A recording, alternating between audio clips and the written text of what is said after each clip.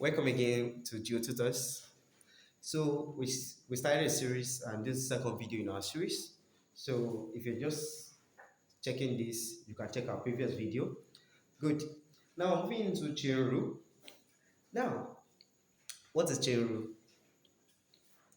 As simple as it is. It's also called a function of a function. Function of a function. Function of a function. Now, if we are saying something is a function of a function, I will try to describe this before we even enter into the rule. Okay? Yeah. Try to describe it because okay, let me just give the rule down. So we have dy dx is giving us dy du times what? Du dx. Good. What is a function of a function? You have to understand that in mathematics, there are different functions that we have. We have polynomial functions, we have which they are under algebraic functions.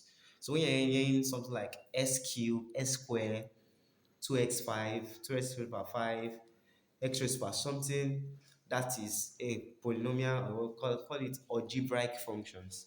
Good. We also have trigonometric functions. We have the polynomial functions. Okay. Polynomial functions. X raised power n, they have this format plus that. We have the trig functions like our sine x, cos x, okay, when you're looking for angles, etc., etc. We have our hyperbolic functions, which include the sine x, the cos x. We have the exponential functions. You have the exponential functions, which is something like e raised power anything by x, for example.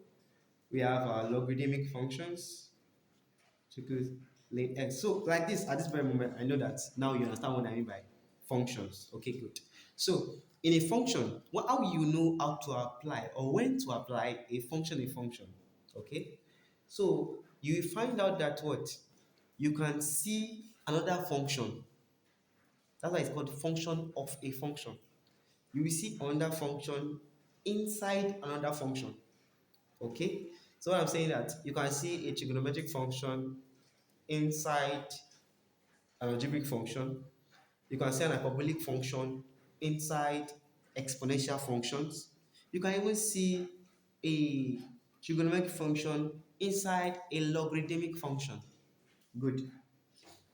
Now, let's go into the basics. Okay, the basics. So, for example, if I give you this as first, or giving us first example, so the chain rule is giving us dy dx is equals to dy du times du dx. So the first two giving us, if y is giving us s squared plus 1 raised to power 3, s squared plus 1 raised to power 3. Good. Now, how do you know this is a function? Am I to apply chain rule in this scenario?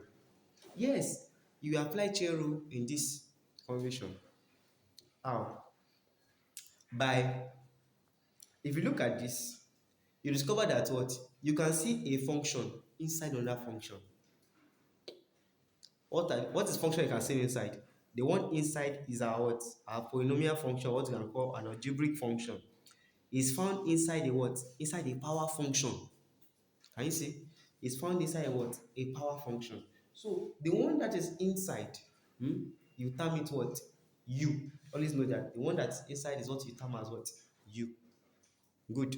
So we say we want to find the y dx of this, right?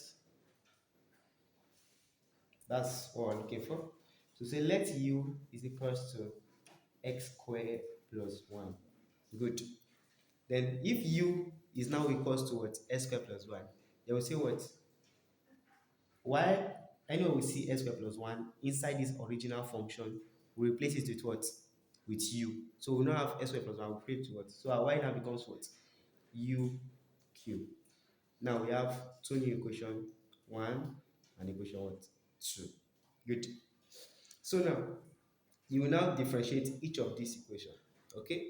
Remember before, anytime we want to differentiate traits, we do, because we have y here outside and x inside, we say we're doing dy dx. But now we have u and x, so it will be what? Du dx. So let's find our du dx. So du dx, so let's differentiate this, right? Differentiate x squared, you get what? 2x plus this one is 0, I mean, is a constant. 2x plus 0, and that gives us what? 2x. Okay, we've done that. Y dy du give us what? 3u what? Square. 3u square. So, remember our chain rule. Our chain rule is giving us what? Dy dx is equals to dy du times du dx. So, we write as dy dx is equals to dy du multiplied by what? Du dx, which gives us that what? 3u square times 2x, and that gives us what? 6u square x. So what is our u? We said let u equals to what? S square plus 1. Can you see that? Good. So replace to say 6 open brackets s square plus 1 all square multiplied by what? X. Good. So that's the final answer. You can write it as 6x s square plus 1 whole square. Anyhow, it's fine. Good.